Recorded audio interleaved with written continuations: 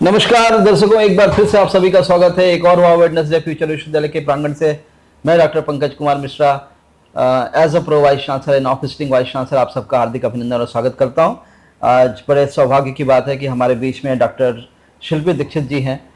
Digital मंत्रा की founder CEO हैं और बहुत सारे बच्चों के करियर्स को ग्रूम करने का काम, उन्हें दिशा दिखाने का काम लगातार करती हैं। बहुत बहुत स्वागत मैडम आपका। Thank you sir. सबसे पहले आप अपने बारे में बताएं कि कैसे आप इतनी बोल्ड लेडी बन गई और घर से आपने भी शुरुआत किया। बरेली की हैं आप लोग? श्योर सर, मैं बरेली से ही हूँ, born and brought up in Bareilly. Right. और मुझे लगता है फीमेल की अगर मैं बात करूं, महिलाओं में परिवार का बहुत बड़ा रोल है। जी बिल्कुल। अगर परिवार का साथ हो तो आप कुछ भी कर सकते हो। Very तो मेरी जर्नी में परिवार का और मेरे पूरे सभी लोगों का बहुत बड़ा रोल रहा। बिल्कुल। और एजुकेशन हमेशा मैं फोकस करती हूँ कि पढ़ाई के साथ साथ को करिकुलर और एक्स्ट्रा करिकुलर एक्टिविटीज पर फोकस करना चाहिए। और जर्नी तो सर ऐसी होती है कि मुझे लगता है कि अगर आपकी मंजिल क्लियर हो तो फिर रास्ता अपने आप बन जाता है। तो मंजिल ऐसा कुछ नहीं है स्पेशली कुछ सोचा था, लेकिन चीजें यहाँ आती चली गई और अपॉर्चुनिटीज को कंट्रीब्यूट करते चले गए और हर आपदा से एक अपॉर्चुनिटी क्रिएट हुई मेरे लिए। आपदा से अवसर निकालते हुए, आपदा से अवसर निकालते हुए, जिसे कहते हैं कि जिन्हें मंजिलों की धुन उन्हें कारवां से क्या। लोग मिलते गए, कारवां बनता गया। बिल्कुल तो ऐसा रास्ता है ही, मगर फिर भी घर की छोटी मुन्नी शिल्पी से doctor Shilpi Dikshit, the founder and CEO of digital Mantra, ये जर्नी जल्दी से बताएं ताकि हमारी बेटियां जो हमें देख रही हैं, हमारे बच्चे जो आपको देख रहे हैं, वो भी आपसे कुछ सीखें। मुझे लगता है कि जैसा सर ने बताया कि आपदा, क्योंकि फीमेल्स के लिए काम करना या कुछ भी करना बड़ा इंपॉर्टेंट होता है। मेरे 2 बच्चे और 1 पति है और मैं आज के टाइम में ये जरूर बोलती हूँ क्योंकि मुझे लगता है कि जिस तरीके से कल्चर चीजें चल रही हैं, कल्चरल शॉक एक्चुअली हो रहा है। जितना तो काउंट करके बताया 2 बच्चे 1 पति, उल्टा तो ना बता दें आप। और मुझे लगता है ये आने वाले टाइम में बड़ा चैलेंज है सर फीमेल्स के लिए, क्योंकि उनकी अपनी फिजिकल स्ट्रेंथ भी कह लीजिए या कह लीजिए मॉरल और सोशल प्रेशर जो रहता है वो बहुत चैलेंजिंग होता है। तो मेरे लिए क्या हुआ, मैंने बहुत छोटे छोटे अवसरों को जो है, मैं खासतौर पे जो बच्चे हमें देख रहे हैं, यंग गर्ल्स देख रही हैं, छोटे छोटी जो अपॉर्चुनिटीज होती है वही आपको बड़ा करती है। कुछ बड़ा करने के लिए कुछ बहुत बड़ा एकदम से नहीं करना पड़ता है सर। बहुत छोटे छोटे बेबी स्टेप लेकर आप आगे बढ़ोगे, लेकिन रेगुलर। मैं कछुए और खरगोश की कहानी में कछुआ रही हमेशा और बहुत तेजी में नहीं दौड़ी, लेकिन हाँ थोड़ा थोड़ा slow and steady wins the race. ये मेरी लाइफ का फिलॉसफी है कि कुछ भी करो, कंटिन्यूटी बहुत जरूरी है चीजों में। तो this is how Digital Mantra and Employ Mantra created. उस कहानी से ज्यादा प्रेरित नहीं हूँ जी। कछुआ और खरगोश की जो कहानी में मुझे हमेशा से लगता है कि कुछ गड़बड़ है।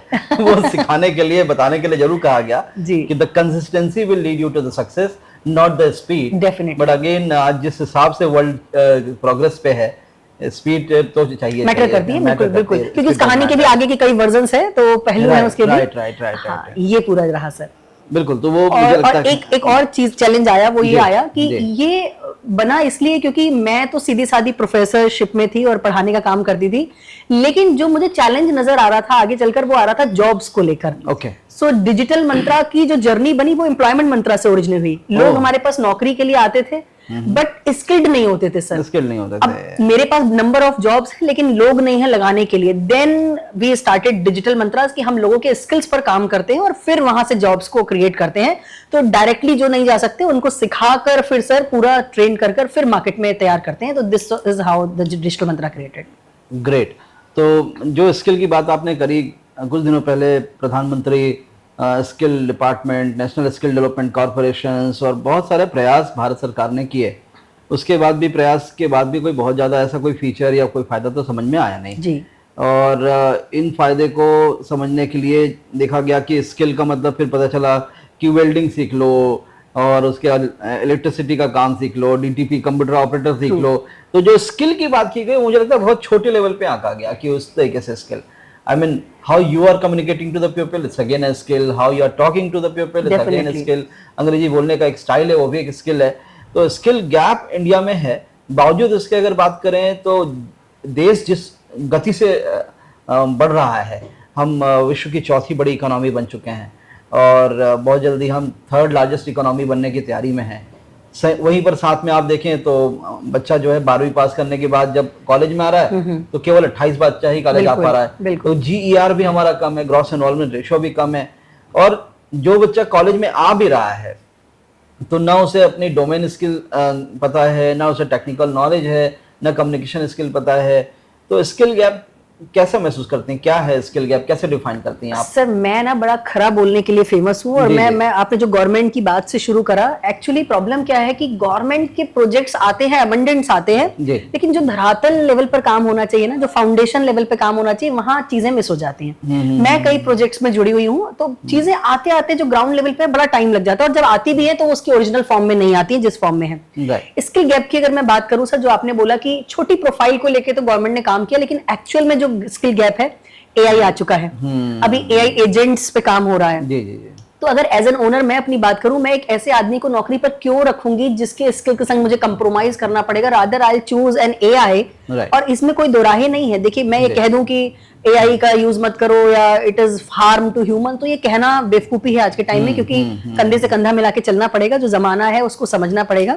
और मैं पूरा फोकस करती हूँ कि जब मेरे को 8 घंटे एक आदमी को रखूं, उसका फिर मैं नक्शेबाजी झेलूं, फिर उसका संडे मंडे, उसकी पर्सनल चीजें, तो कंपनीज क्या कर रही हैं उस स्किल गैप को कम करने के लिए, they are using AI agents, जो रेगुलर हैं, जो बनाए इस तरीके से डिजाइन करे गए, जो ऑटोमेटिकली काम कर रहे हैं। तो अगर सर हम लोग स्किल गैप को सच में कम करना चाहते हैं, तो हमें अपने ऊपर काम करना पड़ेगा, अपग्रेड रहना पड़ेगा।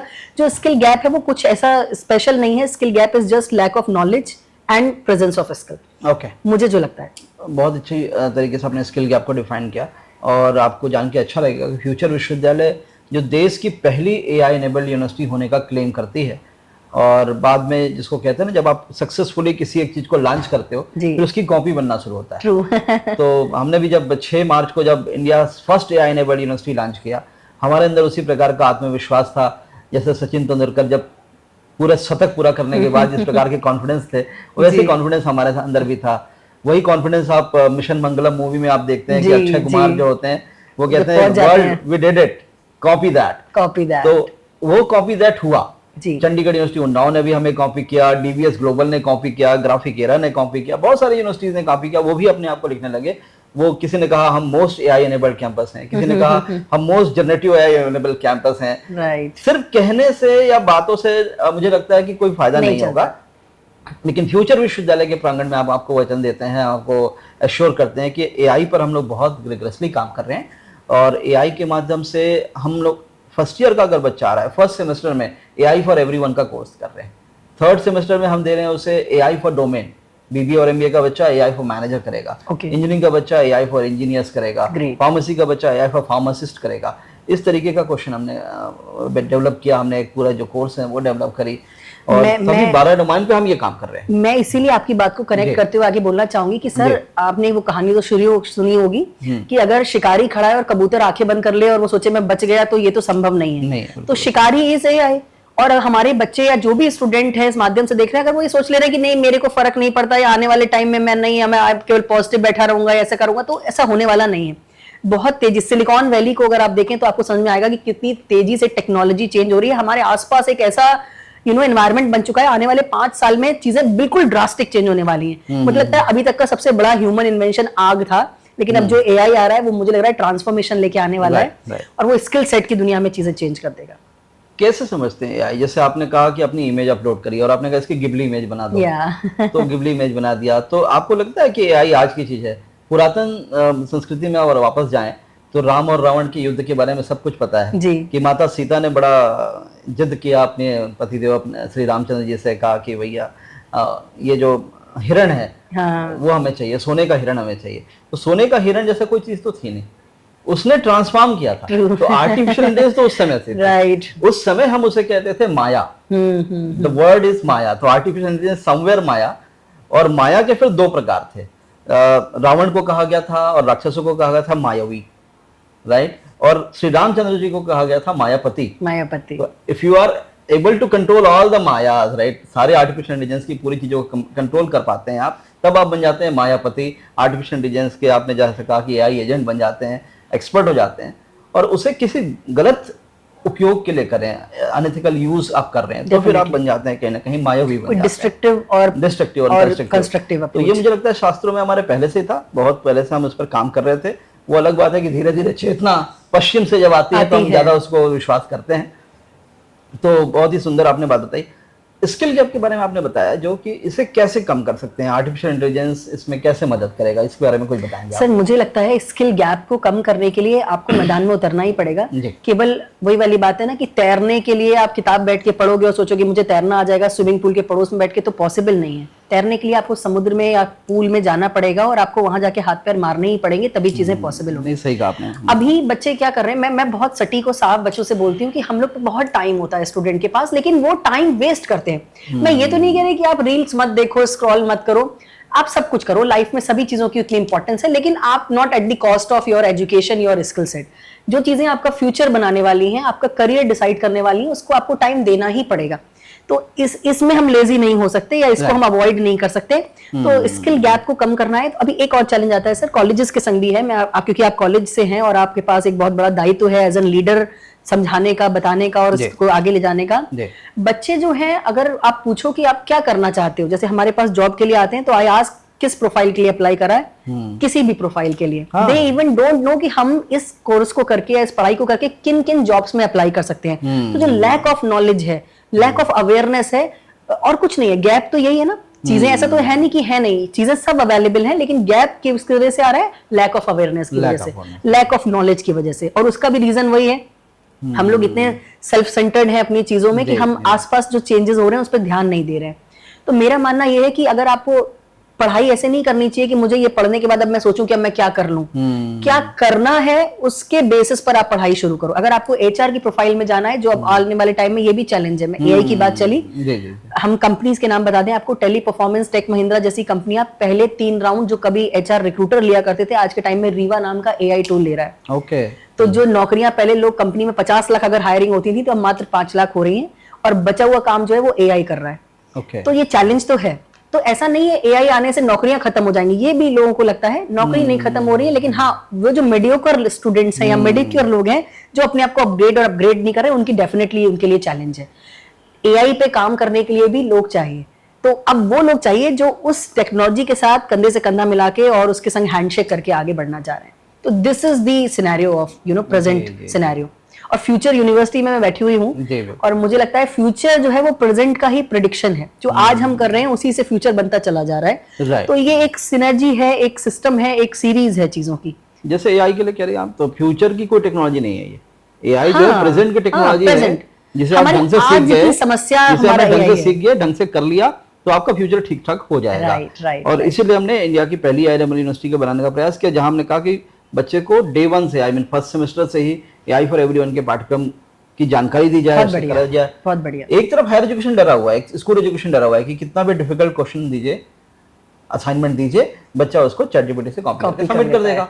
वहीं पर फ्यूचर यूनिवर्सिटी ने निर्णय लिया कि नहीं, एआई को ढंग से सिखाना है, टीचरों को भी और बच्चों को भी, जिससे उसका कंस्ट्रक्टिव यूज वो शुरू कर पाए। फिर अगर हम बात करें कि ब्रांडिंग की, प्रमोशंस की, तो आज के डेट में कई बार कहते हैं ना, जो दिखता है वो बिकता है। True. तो पर्सनल ब्रांडिंग की तरफ आए, तो उसके बारे में आपसे अच्छा एग्जांपल कोई हो ही नहीं सकता। तो पर्सनल ब्रांडिंग के लिए कैसे आप सजेस्ट करेंगे, हमारे बच्चे उसमें कैसे काम करें, या क्या है पर्सनल ब्रांडिंग, पहले समझाइए। पर्सनल ब्रांडिंग को लोग एक्चुअली ना, ब्रांडिंग को लोग समझ लेते हैं कि मैंने बहुत अच्छे कपड़े पहन रखे हैं, मैंने बहुत अच्छा परफ्यूम वेयर कर रखा है, मैंने रेबैन की घड़ी, रोलेक्स की घड़ी, मैंने चश्मे अच्छे लगा रखे हैं। लोग ब्रांड और पर्सनालिटी को मिक्स कर देते हैं। Personality is part of personal ability. तो जो पर्सनल ब्रांडिंग की अगर मैं बात करूं, तो आपका काम बोलता है, if you pollute your duty you have to salute everybody, but if you will work on your things ना, तो आपको कहीं किसी को सल्यूट नहीं करना पड़ेगा, ब्रांडिंग ऑटोमेटिक हो जाती है सर। तो जो सोशल मीडिया है आज के टाइम में, तो इतने सारे प्लेटफॉर्म्स हैं, मैं हमेशा स्टूडेंट को बोलती हूँ please work on your LinkedIn. अगर आप लिंक्डइन पर एक्टिव हो और सही तरीके से एक्टिव हो, तो आपको जॉब के लिए कहीं जाना नहीं पड़ेगा। People, recruiter, HR will definitely approach you. So personal branding is nothing बस जस्ट मेकिंग योरसेल्फ, और जो भी आप कर रहे हो उसको अवेयर करना, ताकि लोग आपको लेकर अवेयर रहें। तो मैं आज यहाँ पर हूँ, it's also about personal branding. ऐसे बहुत सारे लोग होंगे, लेकिन हमने धीरे धीरे कुछ स्टेप बाय स्टेप प्रोसेस किया, लोगों को हमारे बारे में नॉलेज हुई, और now we are going for lectures और सभी जगह जा रहे हैं। तो पर्सनल ब्रांडिंग के लिए ऐसा नहीं है आपको कुछ बहुत ज्यादा अलग से कुछ करना पड़ता हो, जो कर रहे हैं उसको प्रॉपर तरीके से, चैनलाइज तरीके से आपको सही से प्लेटफॉर्म पर लाना होता है। राइट। क्या करती है एग्जैक्टली डिजिटल मंत्रा, मतलब अगर एक कैंडिडेट आ रहा है तो? Digital Mantra actually sir advance skills में काम करती है। We are running courses like digital marketing, क्योंकि मार्केटिंग में भी कॉन्सेप्ट अब क्लियर होते चले जा रहे हैं। हम लोग एडवांस ह्यूमन रिसोर्स पे काम कर रहे हैं, हम लोग वीडियो एडिटिंग, ग्राफिक्स जो ऑलरेडी एआई करके दे रहा है, लेकिन उसके बावजूद भी देखिए अभी गणेश चतुर्थी आ रही है, तो अभी वो वाले ग्राफिक्स नहीं बनेंगे कि फूल ऊपर से आ रहे हैं, अभी तो साक्षात गणेश जी उतर आएंगे एआई के थ्रू, राइट। तो अभी ये चीजें जो है एडवांस स्किल है, digital Mantra is focusing on them, और हम लोग प्लेसमेंट्स पे काम करते हैं, सर्टिफिकेशंस पे काम करते हैं। और मैं हमेशा एक चीज मानती हूँ, certificate is a paper of peace. आप सर्टिफिकेट नहीं भी है और आप अगर स्किल्ड हो तो आपको सर्टिफिकेट की जरूरत भी नहीं पड़ती, वो बाद में आदमी कभी पूछता है जब एचआर डिपार्टमेंट को चाहिए, पीस ऑफ पेपर है, जस्ट अ वेरीफाई कि आपने कोई कहीं से कुछ किया है। सो डिजिटल मंत्रा जो है एडवांस स्किल्स पर काम करता है स्टूडेंट की, और मैं तो बड़ी फॉर्चुनेट हूँ कि I am here in future university जो ऑलरेडी एआई पे इतना काम कर रहा है, जैसा कि आपने बताया। So definitely we can collaborate, और हम आपके स्टूडेंट्स को, और आगे भी जब भी जरूरत होगी तो हम लोग इस पर म्यूचुअल तरीके से काम कर सकते हैं, क्योंकि नेटवर्किंग आज के टाइम में बड़ा स्ट्रांग होना जरूरी है, और जो चीजें करा सकती हैं network is a network, right. तो बहुत अच्छा लगा आपसे बात करके शिल्पी। जाते जाते आप हमारे छात्र छात्राओं को कोई एक संदेश देना चाहें आप कि उनको और लाइफ में क्या और अच्छा करना है, तो उसके लिए अगर कुछ कहना चाहें तो आप। मैं स्टूडेंट से केवल 3 चीजों पर फोकस करना चाहूंगी बच्चों। आज के टाइम में जो सबसे इंपॉर्टेंट स्किल है वो है आपका कम्युनिकेशन स्किल। और मैं कम्युनिकेशन को कभी भी लैंग्वेज में मैं अंग्रेजी कभी भी नहीं बोलती हूँ, मतलब मैं ये नहीं कहती आप बहुत अच्छा इंग्लिश बोलिए, मैं हमेशा बोलती हूँ एक्सप्रेसिव होइए। हम और सर इतनी देर से बातें कर रहे हैं, हम लोग इंग्लिश में बातें कर रहे हैं, तो मेरा मानना है कम्युनिकेशन आज का सबसे बड़ा और सबसे स्ट्रॉन्ग स्किल है, जो हर जॉब में, किसी भी प्रोफाइल में चले जाइए, और जॉब में नहीं जाना है आपको, बिजनेस में भी जाना है, तो भी कम्युनिकेशन मैटर करता है। आपको अगर सही से बात करना आता है तो आप कहीं भी किसी को भी किसी भी लेवल पर इंप्रेस कर सकते हैं, और साथ ही साथ सही तरीके से पोजीशन कर सकते हैं। तो पहला स्किल पर फोकस कीजिए अपने कम्युनिकेशन पे, और second is all about problem solving skill. Problem solving कह देने से और रेज्यूमे में लिखने से काम नहीं चलेगा, आपको रियल टाइम में प्रॉब्लम्स को सॉल्व करना आना चाहिए। और आजकल बहुत सारे लोग, क्योंकि जो बच्चे सुन रहे होंगे मेरी बात, वो डेफिनेटली जनरेशन जी से जरूर होंगे, क्योंकि वो पढ़ रहे होंगे इस समय। तो ये जो जनरेशन है बहुत अच्छी जनरेशन है, अगर इसको सही तरीके से पोजीशन किया जाए। आई डोंट नो व्हाई लोग इसको अलग तरीके से पोजीशन कर रहे हैं, लेकिन हाँ, अगर आपकी नॉलेज को सही तरीके से यूज करा जाए, आप अपने पोटेंशियल को अगर आप समझो, तो दिस इज दी एक प्रिमिटिव जनरेशन थी और आप एडवांस जनरेशन, और आने वाले टाइम में अल्फा जनरेशन, बीटा जनरेशन आ रही है, तो डेफिनेटली मोर एडवांस्ड है। तो अपने पोटेंशियल को आइडेंटिफाई कीजिए, फोकस रहिए और कंटिन्यूटी पर काम करिए, तो डेफिनेटली आप, मुझे लगता है सक्सेस आपसे कहीं दूर नहीं है। तो this is my message to your students. Great words ma'am, बहुत अच्छी बात आपने बताई कि languages are just tool to communicate something what you want to say, कि अंदाजे बयां भले शौक ना हो तो क्या, दिल में उतार देंगे जिगर की बात। अगर ये कॉन्फिडेंस है बच्चों के अंदर तो निश्चित तौर पे वो अच्छा करेंगे जिंदगी में। बहुत अच्छा लगा डॉक्टर शिल्पी, आप हमारे कैंपस में आई, हमारे बच्चों से इंटरेक्ट किया, और साथ में आज हमारे साथ ये पॉडकास्ट में आपने जो इतनी महत्वपूर्ण जानकारी दी, निश्चित तौर पे इससे बच्चों को फायदा होगा। और इसी प्रकार से अगले एपिसोड में फिर से किसी और एक शख्सियत के साथ फिर से जुड़ेंगे। बहुत बहुत धन्यवाद हमारे साथ जुड़ने रहने के लिए। आप जरूर हमारे YouTube को लाइक कीजिए, सब्सक्राइब कीजिए और शेयर कीजिए अपने दोस्तों के साथ, और कमेंट करके बताइए अगली बार आप और किस शख्सियत से मिलना चाहते हैं, या किस विषय पर आप हमसे और समझना चाहते हैं, बात करना चाहते हैं। इन्हीं शब्दों के साथ बहुत बहुत धन्यवाद। अपना ध्यान रखिए। Thank you sir. Thank you.